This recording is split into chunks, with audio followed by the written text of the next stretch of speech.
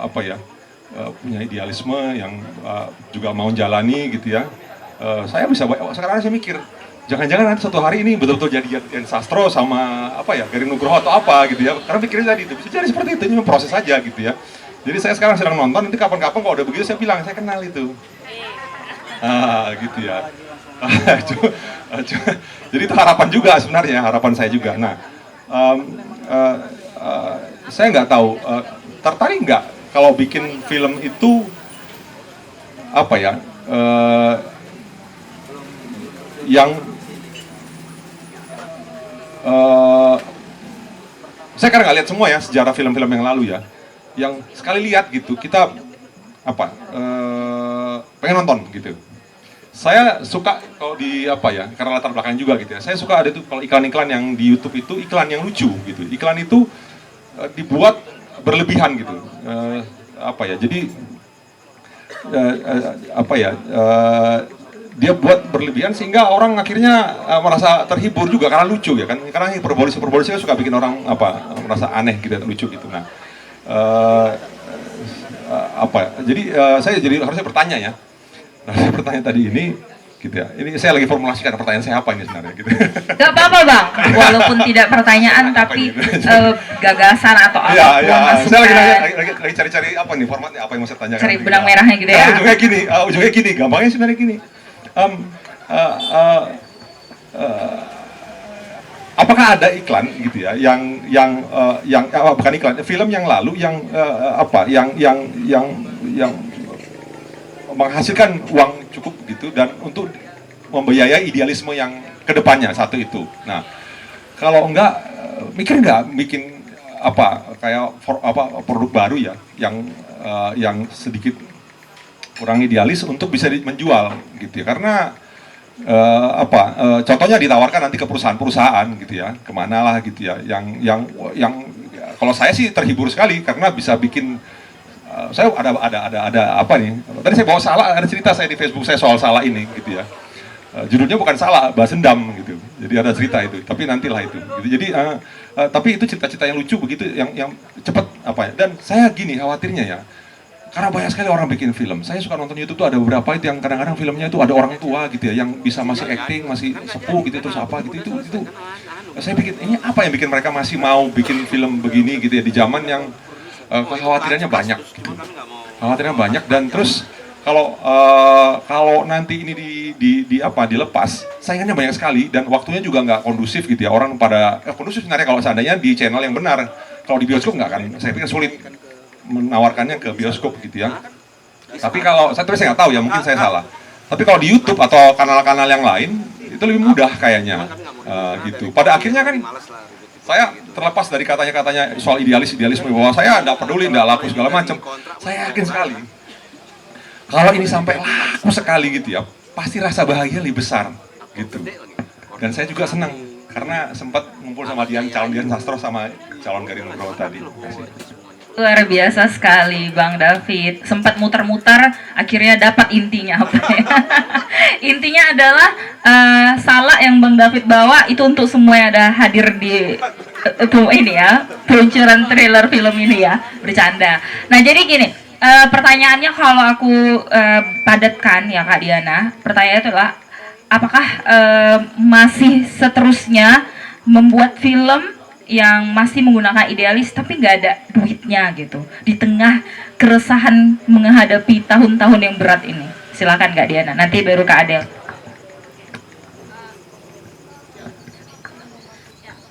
Makasih Bang. Pertama gini, aku bisa ngaku aku adalah fakir miskin yang mau mencoba membuat sesuatu gitu. Secara materi ya, tetapi secara ide dan semangat aku kaya gitu.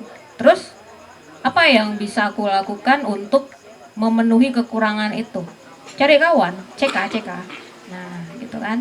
Jadi film ini kan banyak unsurnya gitu, dari peralatan, kemudian aktornya, wardrobe, kemudian konsumsi dan lain-lain, transportasi, banyak gitu kan.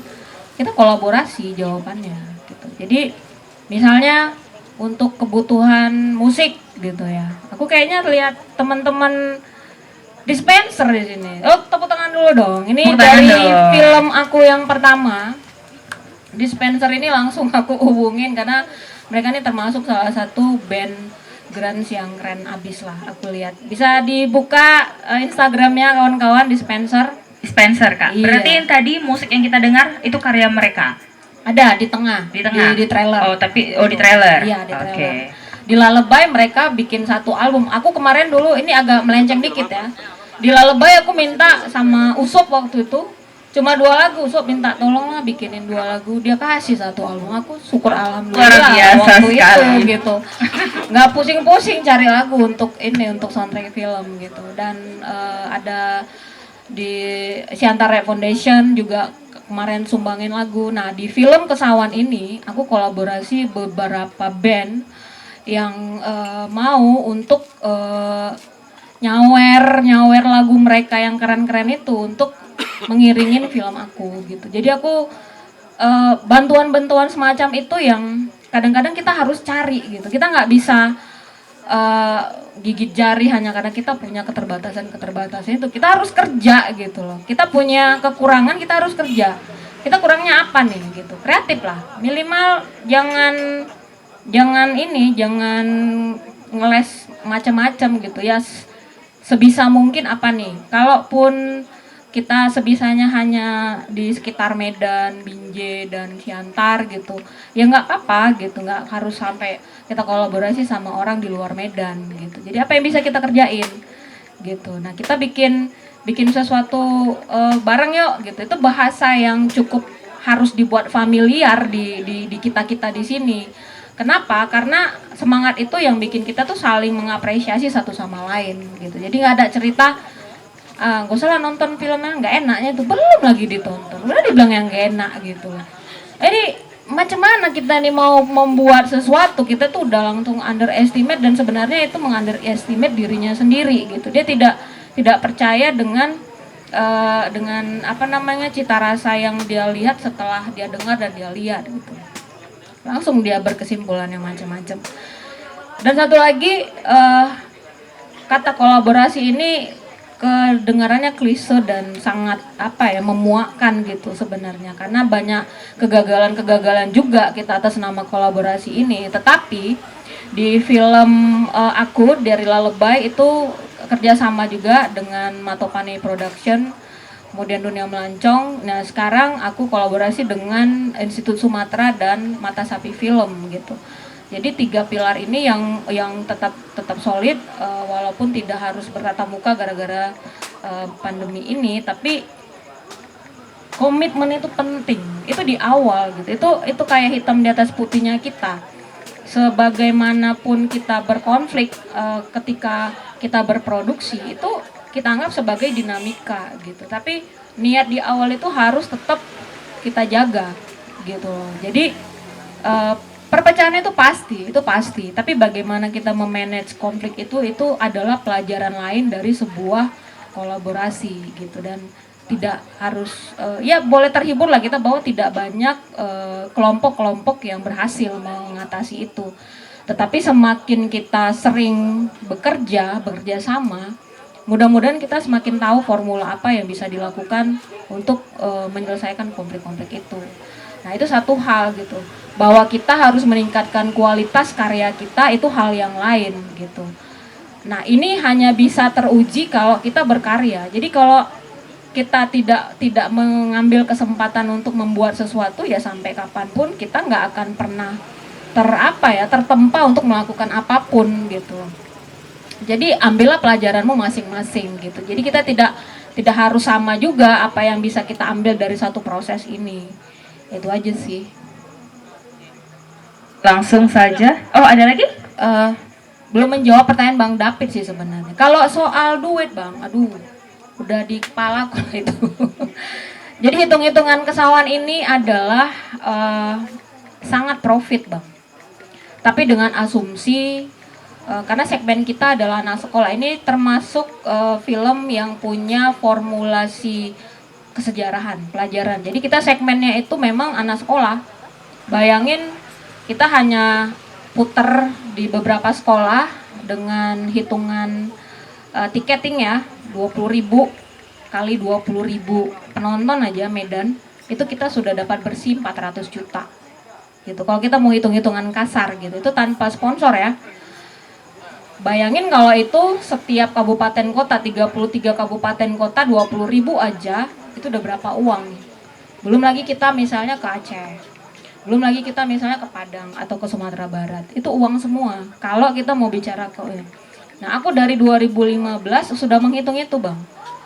Jadi tidak lagi kupikirkan bahwa ini sebuah idealisme ansih ya, enggak. Ini sudah bicara bisnis gitu.